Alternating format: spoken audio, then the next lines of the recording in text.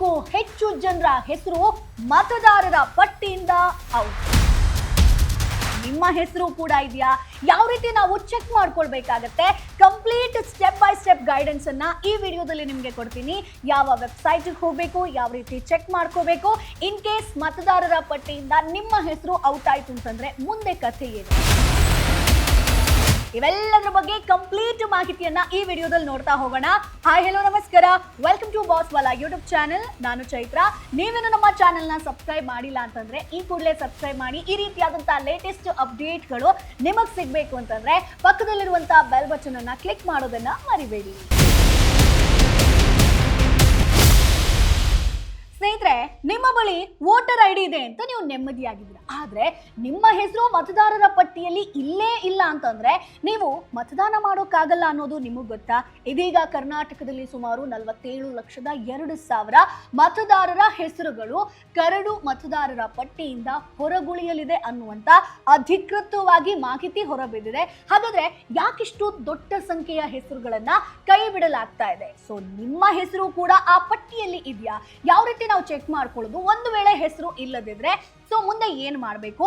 ಮೊಬೈಲ್ನಲ್ಲೇ 2 ನಿಮಿಷದಲ್ಲಿ ಯಾವ ರೀತಿ ನೀವು ಚೆಕ್ ಮಾಡ್ಕೊಳ್ಬೇಕಾಗತ್ತೆ, ಯಾವ ವೆಬ್ಸೈಟ್ಗೆ ಹೋಗಬೇಕು, ನಿಮ್ಮ ಹೆಸರನ್ನ ಮತದಾರರ ಪಟ್ಟಿಗೆ ಹೇಗೆ ಸೇರಿಸ್ಕೊಳ್ಬೇಕು, ಈ ಎಲ್ಲ ಪ್ರಶ್ನೆಗೆ ಕಂಪ್ಲೀಟ್ ಮಾಹಿತಿಯನ್ನ ಈ ವಿಡಿಯೋದಲ್ಲಿ ನಿಮ್ಗೆ ತಿಳಿಸ್ಕೊಡ್ತೀನಿ. ಹಾಗಾಗಿ ವಿಡಿಯೋವನ್ನ ಕೊನೆ ತನಕ ಮಿಸ್ ಮಾಡದೆ ನೋಡಿ. ಜೊತೆಗೆ ಒಂದಷ್ಟು ಜನರಿಗೆ ಈ ವಿಡಿಯೋನ ಶೇರ್ ಮಾಡೋದನ್ನ ಮರಿಬೇಡಿ. ಸೊ ಕರ್ನಾಟಕದಲ್ಲಿ ಈಗ ನಡೀತಿರುವಂತ ಸ್ಪೆಷಲ್ ಇಂಟೆನ್ಸಿವ್ ರಿವಿಷನ್ ಅಂದ್ರೆ ವಿಶೇಷ ಮತದಾರರ ಪಟ್ಟಿ ಪರಿಷ್ಕರಣೆ ಪ್ರಕ್ರಿಯೆ ಈಗ ಅಂತಿಮ ಹಂತಕ್ಕೆ ತಲುಪಿದೆ. ಸೊ ಈ ಒಂದು ಪ್ರಕ್ರಿಯೆ ಭಾಗವಾಗಿ ರಾಜ್ಯದ ಸುಮಾರು 47,02,000 ಮತದಾರರ ಹೆಸರುಗಳು ಕರಡು ಮತದಾರರ ಪಟ್ಟಿಯಿಂದ ಹೊರಗುಳಿಯಲಿದೆ ಅನ್ನುವಂತ ಮಾಹಿತಿ ಸಿಗ್ತಾ ಇದೆ.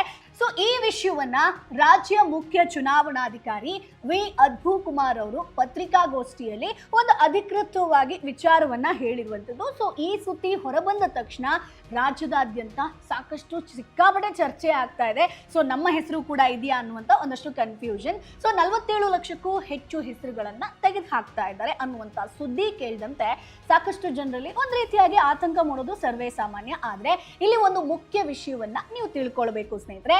ಚುನಾವಣಾ ಅಧಿಕಾರಿಗಳು ಸ್ಪಷ್ಟವಾಗಿ ಹೇಳಿರೋದೇನಪ್ಪಾ ಅಂತಂದ್ರೆ ಇದು ಅಂತಿಮ ಮತದಾರರ ಪಟ್ಟಿಯಲ್ಲ, ಇದು ಕೇವಲ ಕರಡು ಮತದಾರರ ಪಟ್ಟಿಯಾಗಿರುತ್ತೆ. ಅಂದ್ರೆ ಡ್ರಾಫ್ಟ್ ಎಲೆಕ್ಟ್ರಾಲ್ ರೋಲ್ ಅಂತ ಹೇಳ್ತೀವಿ. ಹಾಗಾಗಿ ನಿಮ್ಮ ಹೆಸರು ಇದರಲ್ಲಿ ಇಲ್ಲ ಅಂದ ಮಾತ್ರಕ್ಕೆ ನಿಮ್ಮ ಮತದಾನದ ಹಕ್ಕು ಶಾಶ್ವತವಾಗಿ ಕಳೆದು ಹೋಯಿತು ಅನ್ನುವಂತ ಮೀನಿಂಗ್ ಬರಲ್ಲ.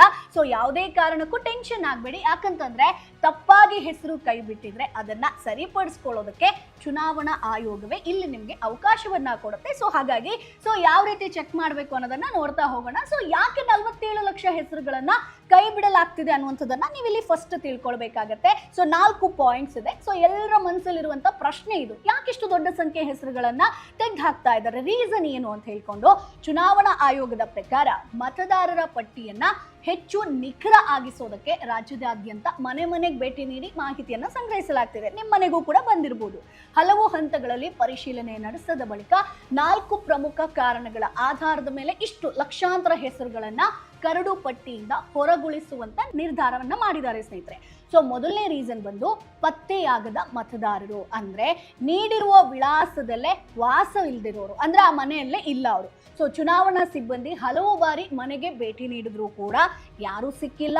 ಇಂಥವರನ್ನ ಅನ್ಟ್ರೇಸೇಬಲ್ ವೋಟರ್ಸ್ ಅಂತ ಗುರುತಿಸಲಾಗಿದೆ ಸ್ನೇಹಿತರೆ. ಇದು ಫಸ್ಟ್ ರೀಸನ್. ಇನ್ನು ಎರಡನೇದಾಗಿ ಸ್ಥಳಾಂತರಗೊಂಡಂತ ಮತದಾರರು, ಅಂದ್ರೆ ಶಾಶ್ವತವಾಗಿ ಬೇರೆ ಊರಾಗಿರ್ಬೋದು, ಬೇರೆ ಜಿಲ್ಲೆ ಆಗಿರ್ಬೋದು, ಅಥವಾ ಬೇರೆ ರಾಜ್ಯಕ್ಕೆ ಹೋಗಿ ಸೆಟಲ್ ಆಗಿರೋರು. ಸೊ ಇವರ ಹೆಸರು ಹಳೆಯ ವಿಧಾನಸಭಾ ಕ್ಷೇತ್ರದಲ್ಲಿ ಉಳಿಯಬಾರದು ಅನ್ನುವಂತ ಕಾರಣಕ್ಕೆ ಶಿಫ್ಟೆಡ್ ವೋಟರ್ಸ್ ಅನ್ನುವಂಥ ವಿಭಾಗದಲ್ಲಿ ಸೇರಿಸಲಾಗಿದೆ. ಇದು 2ನೇ ಡಿವಿಷನ್ ಆಗಿರುತ್ತೆ.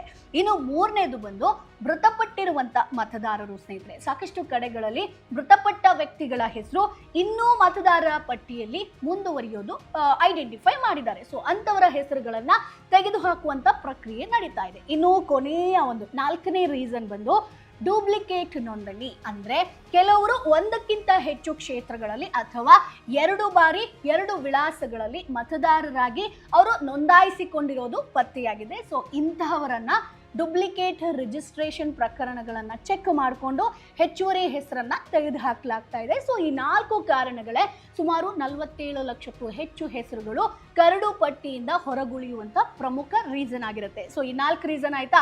ಸೊ ಇದರಲ್ಲಿ ನೀವು ಇಲ್ಲ ಅಂತಂದ್ರೆ ಟೆನ್ಷನ್ ಆಗೋದಕ್ಕೆ ಹೋಗ್ಬೇಡಿ. ಸೊ ಹೆಸರು ಇಲ್ಲ ಅಂತಂದ್ರೆ ಮುಂದೆ ಏನಾಗುತ್ತೆ? ಸಿಂಪಲ್. ಸಾಕಷ್ಟು ಜನರು ಈ ಒಂದು ಪ್ರಶ್ನೆ ಕೇಳ್ತಾ ಇದ್ದಾರೆ. ಸೊ ನನ್ನ ಹೆಸರು ಇಲ್ಲ ಅಂತಂದ್ರೆ ನಾನು ಮತ ಹಾಕೋದಕ್ಕಾಗಲ್ವಾ? ಸೊ ಉತ್ತರ ಈಗಲೇ ಇಲ್ಲ. ಯಾಕಂತಂದ್ರೆ ಇದು ಅಂತಿಮ ಪಟ್ಟಿ ಅಲ್ಲ. ಸೊ ಕರಡು ಪಟ್ಟಿ ಪ್ರಕಟ ಆದ ಬಳಿಕ ಕ್ಲೇಮ್ಸ್ ಆಗಿರ್ಬೋದು, ಅಬ್ಜೆಕ್ಷನ್ ಸಲ್ಲಿಸುವಂತ ಚುನಾವಣಾ ಆಯೋಗ ಸಾರ್ವಜನಿಕರಿಗೆ ನಿಗದಿತ ಸಮಯವನ್ನ ಕೊಡುತ್ತೆ. ಈ ಒಂದು ಅವಧಿಯಲ್ಲಿ ತಪ್ಪಾಗಿ ನಿಮ್ಮ ಹೆಸರು ಕೈ ಬಿಟ್ಟಿದ್ರೆ, ಸೊ ರಿಜೆಕ್ಟ್ ಆಗಿದ್ರೆ, ಆಗ ನೀವು ದಾಖಲೆಗಳೊಂದಿಗೆ ಹೊಸ ಅರ್ಜಿಯನ್ನ ಸಲ್ಲಿಸುವಂತ ಅವಕಾಶ ಇದೆ ಸ್ನೇಹಿತರೆ. ಸೊ ಇದಕ್ಕೋಸ್ಕರ ನೀವು ಫಾರಂ 6 ಅನ್ನ ಸಲ್ಲಿಸಬೇಕಾಗುತ್ತೆ. ಇದನ್ನ ಗಮನದಲ್ಲಿ ಇಟ್ಕೊಳ್ಳಿ. ಸೊ ಅಧಿಕಾರಿಗಳು ದಾಖಲೆಗಳನ್ನ ಚೆಕ್ ಮಾಡ್ತಾರೆ, ಎಲ್ಲವೂ ಕರೆಕ್ಟ್ ಆಗಿತ್ತು ಅಂತಂದ್ರೆ ಹೆಸರನ್ನ ಮತ್ತೆ ನಿಮ್ಮ ಒಂದು ಮತದಾರರ ಪಟ್ಟಿಯಲ್ಲಿ ಸೇರಿಸಲಾಗುತ್ತೆ. ಓಕೆನಾ? ಸೊ ಈಗ ಮೃತಪಟ್ಟವರ ಹೆಸರನ್ನ ಹೇಗೆ ತೆಗೆದು ಹಾಕ್ತಾರೆ ಅನ್ನುವಂತ ಒಂದು ಕನ್ಫ್ಯೂಷನ್ ಬರುತ್ತೆ. ಹೆಂಗ್ ಗೊತ್ತಾಗತ್ತಪ್ಪ ಅವರಿಗೆ ಅಂತ ಹೇಳ್ಕೊಂಡು.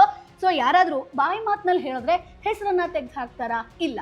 ಚುನಾವಣಾ ಆಯೋಗದ ನಿಯಮದ ಪ್ರಕಾರ ಮರಣ ಪ್ರಮಾಣ ಪತ್ರ ಅಥವಾ ಅಗತ್ಯ ಇದ್ರೆ ಸ್ಥಳೀಯ ಮಟ್ಟದಲ್ಲಿ ಸ್ಪಾಟ್ ವೆರಿಫಿಕೇಶನ್ ನಡೆಸಿದ ನಂತರವೇ ಕ್ರಮವನ್ನ ಕೈಗೊಳ್ಳಲಾಗುತ್ತೆ. ಸೊ ಹೀಗಾಗಿ ಜೀವಂತ ವ್ಯಕ್ತಿಯ ಹೆಸರನ್ನ ತಪ್ಪಾಗಿ ಅಳಿಸುವಂತ ಸಾಧ್ಯತೆ ಇಲ್ಲಿ ತುಂಬಾ ಕಡಿಮೆ ಆಗಿರುತ್ತೆ. ಸೊ ನಾನಿಲ್ಲ ಅನ್ನುವಂತ ಹೆಸರನ್ನ ಕೂಡ ಮಾಡೋಕ್ಕಾಗಲ್ಲ. ಸೊ ಇಲ್ಲಿ ನಿಮಗೆ ಈ ಒಂದು ಟೈಮಲ್ಲಿ ಪರಿಷ್ಕರಣೆ ವೇಳೆ ಸುಮಾರು 17,19,000 ಮತದಾರರು ತಮ್ಮ ಅರ್ಜಿಗಳನ್ನ ಸಂಪೂರ್ಣವಾಗಿ ಭರ್ತಿ ಮಾಡದೆ ಸಲ್ಲಿಸಿದ್ದಾರೆ. ಅಂಡ್ ಇಲ್ಲಿ ಸುಮಾರು 17,19,000 ಅರ್ಜಿಗಳ ಬಗ್ಗೆ ನಾನು ಹೇಳಲೇಬೇಕು. ಯಾಕಿದನ್ನ ಮೆನ್ಷನ್ ಮಾಡ್ತಿದ್ದೀನಿ ಅಂತಂದ್ರೆ ಇಲ್ಲಿ 17,19,000 ಮತದಾರರು ತಮ್ಮ ಅರ್ಜಿಗಳನ್ನ ಕಂಪ್ಲೀಟ್ ಆಗಿ ಭರ್ತಿನೇ ಮಾಡಿಲ್ವಂತೆ. ವಿಶೇಷವಾಗಿ 2002ರ ಪೂರ್ವಾಪರ ಮಾಹಿತಿಯನ್ನ ನಮೂದಿಸದೆ ಅರ್ಜಿ ಸಲ್ಲಿಸಿರೋ ಪ್ರಕರಣಗಳು ಹೆಚ್ಚಾಗ್ತಾ ಇದೆ. ಸೊ ಇವರ ಒಂದು ಹೆಸರುಗಳನ್ನ ತಕ್ಷಣವೇ ಕೈ ಬಿಡಲಾಗೋದಿಲ್ಲ. ಬಟ್ ಇದ್ರ ಬಗ್ಗೆ ನಿಮ್ಗೊಂದು ಇನ್ಫಾರ್ಮೇಶನ್ ಅನ್ನ ಕೊಡ್ತಾರೆ. ಸದ್ಯಕ್ಕೆ ಇವರ ಹೆಸರು ಕರಡು ಪಟ್ಟಿಯಲ್ಲೇ ಕಂಟಿನ್ಯೂ ಆಗುತ್ತೆ. ನಂತರ ಸಂಬಂಧಿಸಿದಂತ ಎಲೆಕ್ಟ್ರಲ್ ರಿಜಿಸ್ಟ್ರೇಷನ್ ಆಫೀಸರ್ಸ್ ಅಂದ್ರೆ ERO ನೋಟಿಸ್ ಅನ್ನ ನೀಡ್ತಾರೆ. ಅದರ ನಂತರ ಕೇಳುವಂತ ದಾಖಲೆಗಳನ್ನ ಸಲ್ಲಿಸಿ ತಮ್ಮ ಅರ್ಹತೆಯನ್ನ ಸಾಬೀತುಪಡಿಸಿ ನಿಮ್ಗೆ ಅವಕಾಶವನ್ನ ಕೊಡ್ತಾರೆ. ಅಂದ್ರೆ ನೀವು ಮತ್ತೆ ರಿಜಿಸ್ಟ್ರೇಷನ್ ಅಥವಾ ರೀ ಅರ್ಜಿಯನ್ನ ಹಾಕಬೇಕಾಗತ್ತೆ. ಸೊ ಏನೇನ್ ದಾಖಲೆಗಳನ್ನ ಕೇಳ್ತಾರೆ? ಬಹಳ ಜನರಿಗೆ ಒಂದು ಪ್ರಶ್ನೆ ಇದೆ, ಮನೆಗೆ ಬಂದಾಗ ದಾಖಲೆ ಕೇಳಲಿಲ್ಲ, ಈಗ ಯಾಕೆ ಕೇಳ್ತಿದ್ದಾರೆ ಅನ್ನುವಂಥದ್ದು.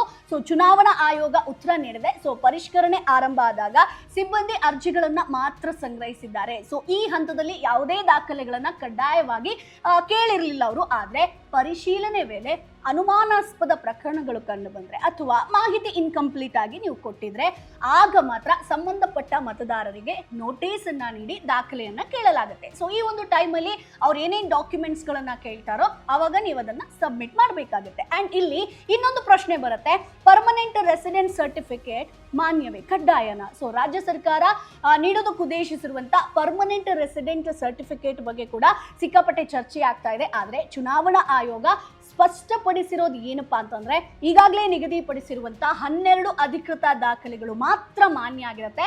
ಸೊ ರಾಜ್ಯ ಸರ್ಕಾರ ಹೊಸದಾಗಿ ನೀಡುವಂತ ಯಾವುದೇ ಪ್ರಮಾಣ ಪತ್ರವನ್ನ ಆಯೋಗ ಅಧಿಕೃತವಾಗಿ ಅಂಗೀಕರಿಸುವವರೆಗೆ ಅದನ್ನ ಪರಿಶೀಲನೆಗೆ ದಾಖಲೆ ರೂಪದಲ್ಲಿ ಪರಿಗಣನೆ ಮಾಡೋದಿಲ್ಲ. ಸೊ ಇದೊಂದು ಕ್ಲಾರಿಟಿ ಸಿಗ್ತಾ ಎಲ್ರಿಗೂ ಟೆನ್ಷನ್ ಇದೆ, ಇದನ್ನ ಹೆಂಗಪ್ಪ ಮಾಡಿಸೋದು ಅಂತ ಹೇಳ್ಕೊಂಡು. ಸದ್ಯಕ್ಕೆ ಇದ್ರ ಬಗ್ಗೆ ನೀವು ಟೆನ್ಷನ್ ಮಾಡಬೇಕು ಅಂತ ಇಲ್ಲ. ಸೊ ಹಾಗಾದ್ರೆ ನಿಮ್ಮ ಹೆಸರು ಮತದಾರರ ಪಟ್ಟಿಯಲ್ಲಿದೆಯಾ? ಸಿಂಪಲ್ ಸ್ನೇಹಿತರೆ, ನಾನು ಅದನ್ನ ಹೇಳ್ತೀನಿ. ಸೊ ಕೈಯಲ್ಲಿ ನಿಮ್ಮ ಮೊಬೈಲ್ ಇತ್ತು ಅಂತಂದ್ರೆ 2 ನಿಮಿಷದಲ್ಲಿ ಚೆಕ್ ಮಾಡಬಹುದು. ಸೊ ಮೊದಲನೇದಾಗಿ ನೀವು simple election commission citizen service ಪೋರ್ಟಲ್ಗೆ ನೀವು ಹೋಗಬೇಕಾಗತ್ತೆ. ಅಲ್ಲಿ ನಿಮಗೆ ಎಲೆಕ್ಟೋರಲ್ ರೋಲ್ ಅನ್ನುವಂಥ ಒಂದು ಆಪ್ಷನ್ ಇದೆ ನೋಡಿ, ಅದನ್ನ ನೀವು ಕ್ಲಿಕ್ ಮಾಡಬೇಕಾಗತ್ತೆ. ಸ್ಟೆಪ್ 3 ಬಂದು ಈ 3 ವಿಧಾನಗಳಲ್ಲಿ ಯಾವುದಾದ್ರೂ ಒಂದನ್ನ ನೀವು ಆಯ್ಕೆ ಮಾಡ್ಕೊಳ್ಬೇಕು. ಸೊ ಅಲ್ಲೇ ನಿಮಗೆ ಕಾಣಿಸುತ್ತೆ ಎಪಿಕ್ ಅಥವಾ ವೋಟರ್ ID ಸಂಖ್ಯೆಯ ಮೂಲಕ ನೀವು ಚೆಕ್ ಮಾಡ್ಕೋಬಹುದು. ಮೊಬೈಲ್ ನಂಬರ್ ಮೂಲಕ ಅಂದ್ರೆ ಲಿಂಕ್ ಆಗಿದ್ರೆ ಮಾತ್ರ ನೀವು ಮೊಬೈಲ್ ನಂಬರ್ನ ಯೂಸ್ ಮಾಡಬೇಕು. ಸೊ ಹೆಸರು, ಜಿಲ್ಲೆ, ವಿಧಾನಸಭಾ ಕ್ಷೇತ್ರ ಹಾಗೆ ಜನ್ಮ ದಿನಾಂಕದ ಮೂಲಕ ಕೂಡ ನೀವು ಚೆಕ್ ಮಾಡ್ಕೋಬಹುದು. ಸೊ ಇದರಲ್ಲಿ ಒಂದನ್ನು ಆಯ್ಕೆ ಮಾಡಿ ಸರ್ಚ್ ಕೊಟ್ಟ ನಂತರ ನಿಮ್ಮ ಹೆಸರು ಬಂದ್ರೆ ಯಾವುದೇ ಸಮಸ್ಯೆ ಇಲ್ಲ. ಸೊ ಪಟ್ಟಿಯಿಂದ ನಿಮ್ಮನ್ನ ತೆಗೆದು ಹಾಕಿಲ್ಲ ಅನ್ನುವಂಥದ್ದು ಅರ್ಥ. ಆದರೆ ನೋ ರೆಕಾರ್ಡ್ ಫೌಂಡ್ ಅಂತ ಬಂದ್ರೆ ಮುಂದಿನ ಹಂತವನ್ನ ನೀವು ಫಾಲೋ ಮಾಡಬೇಕಾಗತ್ತೆ.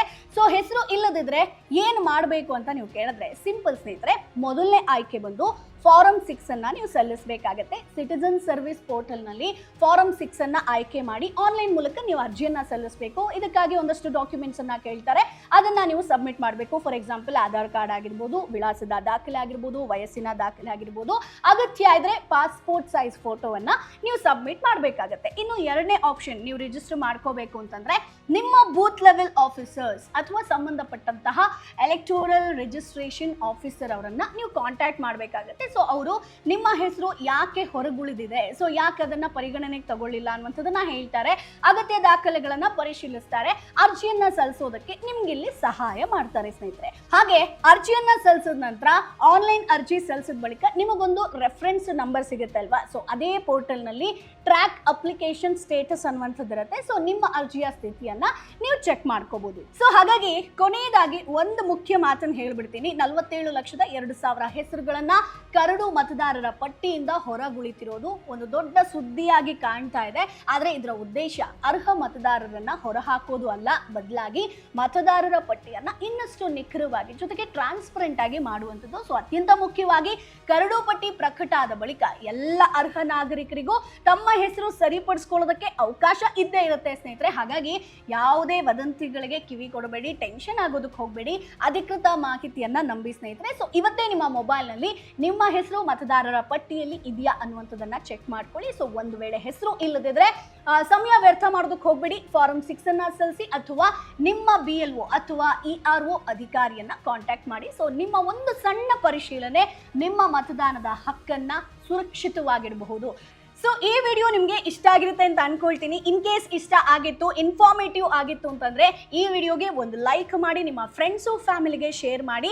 ಜೊತೆಗೆ ನಿಮಗೆ ಈ ವಿಡಿಯೋ ಯೂಸ್ಫುಲ್ ಅಂತ ಅನ್ಸಿದ್ರೆ ಕಮೆಂಟ್ ಬಾಕ್ಸ್ ಅಲ್ಲಿ ಚೈತ್ರ ಯೂಸ್ಫುಲ್ ಇನ್ಫಾರ್ಮೇಶನ್ ಅಂತ ಮೆನ್ಷನ್ ಮಾಡಿ, ಖುದ್ದು ನಾನೇ ನಿಮಗೆ ರಿಪ್ಲೈ ಮಾಡ್ತೀನಿ. ಸೊ ಮುಂದಿನ ಎಪಿಸೋಡ್ ಅಲ್ಲಿ ಮತ್ತೆ ನಿಮ್ಮನ್ನ ಭೇಟಿ ಆಗ್ತೀನಿ. ಅಲ್ಲಿವರೆಗೂ ಬೈ ಬಾಯ್. ಬ್ರ್ಯಾಂಡ್ ಪಾರ್ಟ್ನರ್ಶಿಪ್ ಮತ್ತು ಜಾಹೀರಾತಿಗಾಗಿ ಸಂಪರ್ಕಿಸಿ brand@bosswala.com. WhatsApp number 9108014192. Bosswala. Be the boss.